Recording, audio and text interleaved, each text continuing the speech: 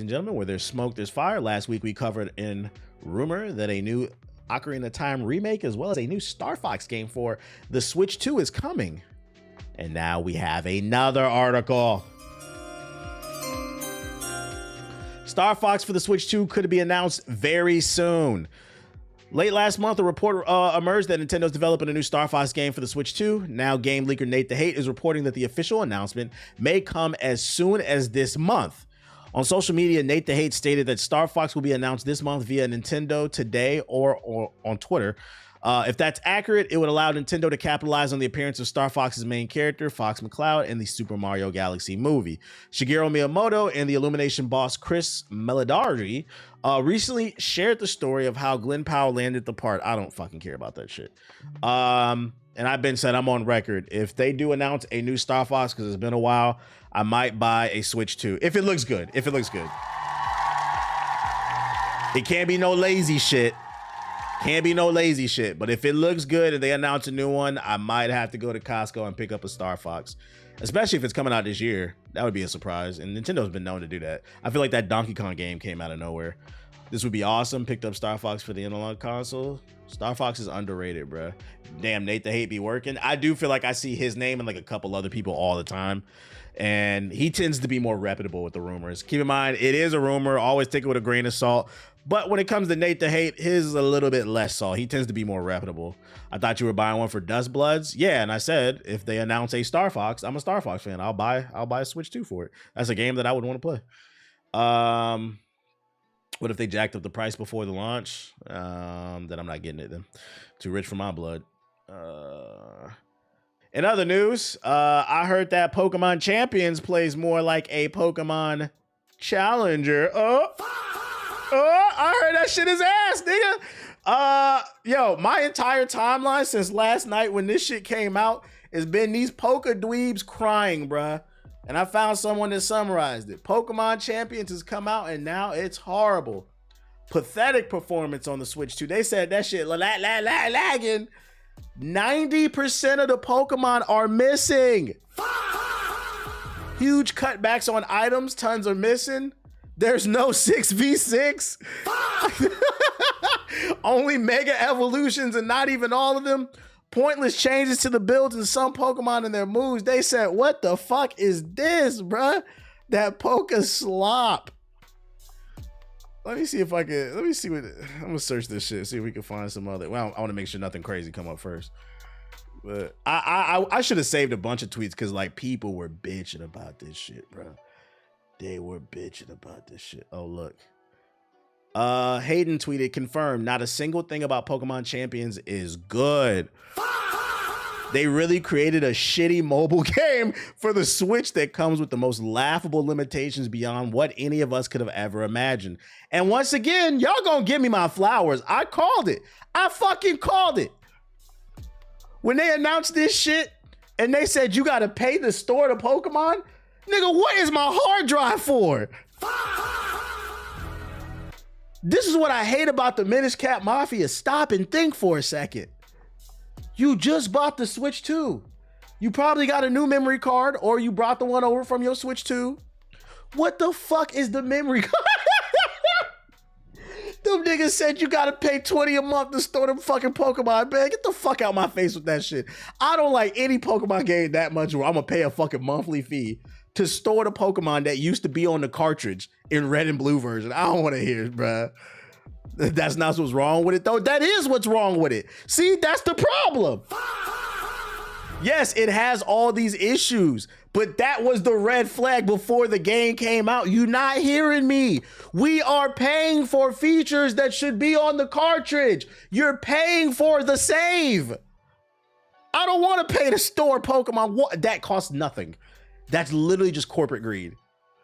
You actually can't bring your memory card from the original Switch? Oh, say it ain't so, bruh.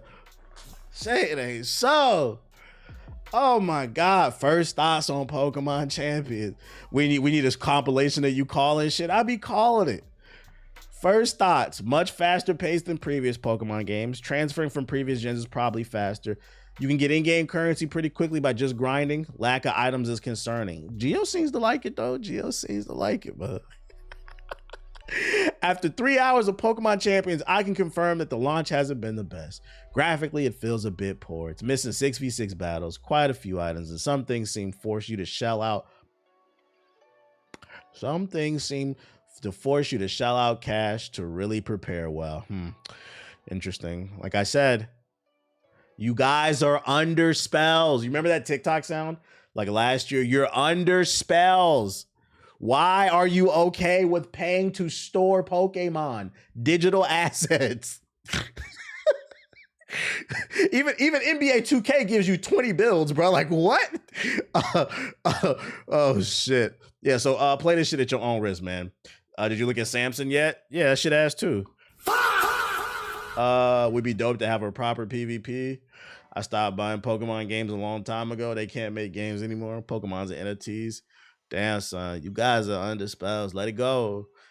Maybe the good news is maybe Pokemon Wind and Wave will be good because they can't drop 2 good Pokemon games at once. So maybe Wind and Wave will be good, but it's looking like this joint is it's not it, man. It's not it. I'm sorry to tell Nintendo fans. Other Minish Cap Mafia news. Former Nintendo veteran says Link finally speaking in the Legend of Zelda movie risks ruining the series' magic. Link speaking in Nintendo's upcoming live-action Legend of Zelda movie risks the series' magic, a former Nintendo developer has said.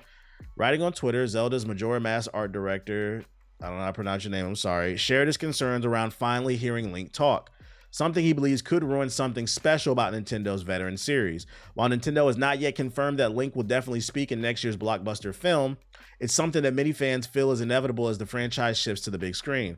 To date, of course, Link has been a famously silent protagonist, but it seems impossible that Nintendo will keep this up in the movie. It would be really weird that like everybody else talks and he doesn't. Unless they give context behind it, like maybe they change his story to where he's a mute, like he has something wrong with him or something like that. The moment Link speaks, I can't help but worry a little that the Zelda magic everyone has been nurturing in their hearts might just vanish into the thin air. He wrote and translated from Japanese. Responding to a fan who pointed out that Link has always canonically been able to speak and sometimes does off screen, he agreed.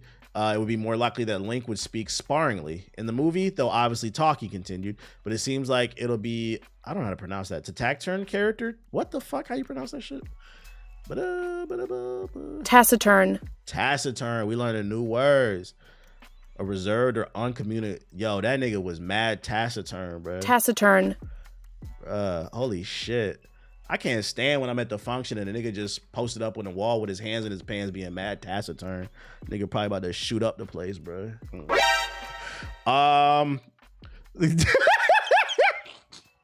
We learn in chat. See, learning is cool if you make it. Word of the day, man. Word of the day, man. Bad taciturn. He left Nintendo in 2021 after serving 32 years. You said block? Hey, you got to make it fun, man. You got to make it fun. I can sit here and act like I know this shit, or I can just sit here and learn. You got to make it fun. How y'all feel about Link potentially speaking? I genuinely don't know how I feel about this. Actually, I do. I'm in the camp of I don't think this movie should have been made. At least Mario did speak. It was very, very minuscule, but you knew he did speak. But with this one, I don't know. I'm okay either. Or I guess if he speaks, as long as the movie's good, I guess, yeah. They can make it if him speaking is weird, they can make it up to me by putting just mad bad Gerudo bitches in his bit. You know what I'm talking about? The Gerudo Valley shorties, as long as they in the game, that's the only thing that matters, man. Or in the movie. Shout out to Gerudo Valley. Let the homie be taciturn. Let him be taciturn, bro. Stop. Yo, real homies don't judge their homies for being taciturn, bro. Feel me? That nigga gonna express himself when he feel like it, bro. Link spoke in the 80s. He did speak on that 3DO game, but that shit was weird as hell. Or was that a Mario game? Yeah, he moving mad taciturn right now, man. Just mad funky. I don't know. I think my opinion will shift when the first trailer drops. When the first trailer drops, if the vibe of the movie's good and he's talking, I don't care. But if he's not talking, the vibe is weird. I don't know. I'm still in the branch. I don't think this movie should have been made, but we'll see. I'll tell you this much. If he don't wear a Minish cap, this movie's a 0 out of 10. I will be in the movie theater with my Minish cap and my Hyrule shield. I always thought Link's name was Zelda. Turns out I was wrong. Yeah, that's what everybody thinks who's never played Zelda. That's always a telltale sign that they don't play games. Yeah, I like that boy with the sword, Zelda. There's also rumors floating around that Nintendo is currently pitching a Luigi's Mansion movie. Do we want that? Do we want that? Take it with a grain of salt. It's just somebody yapping on Twitter. I feel like this was inevitable. The only problem with the Luigi's Mansion movie, it's got to be funny as hell because like it's a kids movie. You can't actually make it scary. As long as Polterpup's in there and there's Mad Charming and there's a decent story. My brother Mario got stuck in another painting. Nah, fuck it. Put him back in the painting. Yeah, it's got to be funny. It's got to be funny and charming. As long as it's funny and charming, it's cool. I just want the soundtrack to be fire. I love Luigi's Mansion, bro. It would be dope. Luigi's gotta be scared, not us. True, maybe a Luigi's Mansion 8-episode series. I feel like this could actually work better as a cartoon. I could see that, like on a streaming service, as a spinoff of the Mario movies. Just take it with a grain of salt. If we do get one announced, remember where you heard it here first. A Mario Sunshine movie, though, a Mario Sunshine movie ain't happening, bro. If you saw Mario Galaxy, that shit ain't happening. First of all, the fact that they skipped from Super Mario 1 and went straight to space should tell you a Mario Sunshine movie ain't happening. But if you saw Mario Galaxy, you should know that shit ain't coming, bro. There was some stuff in there. I was like, what else I got for ya? In bad news, actually, and I don't know who the fuck was waiting for this news, but the Nintendo Switch 2 version of 007 First Light is delayed until later this summer. No! What's this? Switch 2 owners will have to wait a bit longer to check out IO Interactive's stab at James Bond's game on the console. The Hitman developer has delayed this version of 007 First Light until later this summer. The game is slated to hit PS5, Xbox Series, and PC on May 27, which itself is a delay from the previous March release. We're excited to see players discovering James Bond's reimagined origin story, and we're looking forward to bringing you the best game experience possible. I'm gonna go ahead and predict what's gonna happen, right? First and foremost, have y'all seen the gameplay for the PS5 version of this game? That frame rate was dropping like a motherfucker. This shit got delayed because I guarantee you they are struggling to get it to run on it. Right now, the Switch 2 version is running like this. That shit will blow up in your fucking lap. So I'm gonna go ahead and predict what they're gonna do. They're gonna put out this version, the regular version of the game, right? PC, PS5, Xbox Series. And then 6 months to a year later, just out of fucking nowhere, they're just gonna drop the Switch 2 version and not even advertise it. And that shit's gonna be mad ashy, bro. Because keep in mind, the Switch 2 is basically a PS4 Pro, and it's struggling to run on the PS5. So that bitch gonna run 720p, 30 frames. Ugh. But on the flip side, you know, if you're buying a Switch 2 for third-party games, you're fucking crazy. You buy Switch 2, you buy the Switch for Nintendo games, you know? Unfortunate that it's like that, but at this point in time, you should know the main reason you're buying a Nintendo platform is for Nintendo games. And then maybe like smaller indie games, those don't have a problem running, but like those big third-party AAA games, they're gonna run very... Yeah, 007 frames, bruh. 007 frames. Nickelodeon announced a direct competitor to Mario Tennis called Nickelodeon Extreme Tennis. Next. Who the fuck named this game, bro? Why do you need next in there? Just call it Nickelodeon Tennis.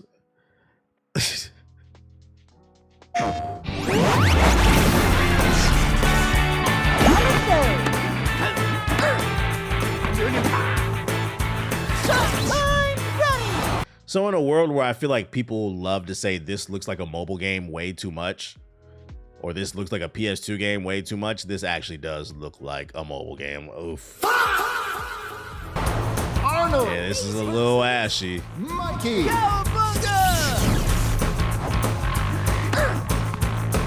Angelica. One. Where was the budget?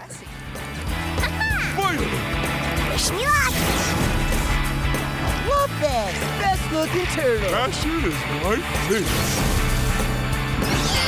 Instant. Ooh, that frame rate dropping.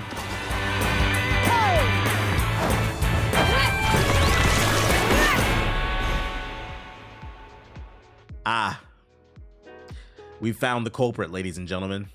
Can you spot the problem on the on the screen? I'm gonna give y'all 5 seconds. All right, I see a couple. Yeah, y'all got it. Y'all got it. So for those who didn't, the reason it looks like a mobile game is because it's being developed by Gameloft. For those unaware, Gameloft is a mobile game developer. Fun fact, whose CEO is the brother of Yves Guillemot, who is the CEO of Ubisoft. So basically, this is a Ubisoft spinoff company. This is Ubisoft Mobile, basically, because it's a family company. So yeah, this is like a Ubisoft mobile game. So we're gonna go ahead and just hit the... They made a mobile game for PS5. Oh boy. And it's crazy because the only platform it says is PS5. Is it only PS? Well, it's the PlayStation. It's probably other platforms. It's because it's the PlayStation channel, that's why. Gameloft held me down when I was a youngin', but you're not a youngin' no more. There's only so much asphalt racing you can handle, dog. Competition is good, but the problem with this game is Mario Tennis is already a niche thing. So you're creating competition for something that's already super niche. This is one of those things where, like, I don't think anybody was really asking for this, you know? What else I got for ya? No Man's Sky is adding a Pokemon-style battles in Xeno Arena. As laid out in the patch notes, Xeno Arena battles will be simulated combat, so players' creatures of choice won't be hurt by taking part in these matchups. The game is increasing the amount of critters that players can adopt from 18 to 30, and each of their own set of abilities and moves that will determine their prowess in Arena. So, fresh off the failure of Pokemon Champions, No Man's Sky is adding a Pokemon mode into their game, which is good, because last week we covered how Nintendo filed a patent to try to block anybody creating any type of monster collecting and battling game. This is why that patent, if it went through, it would have been bad. You wouldn't have been able to get this free update. And from what we've seen with Pokemon Champions, Nintendo needs all the competition they can get. What they talking about?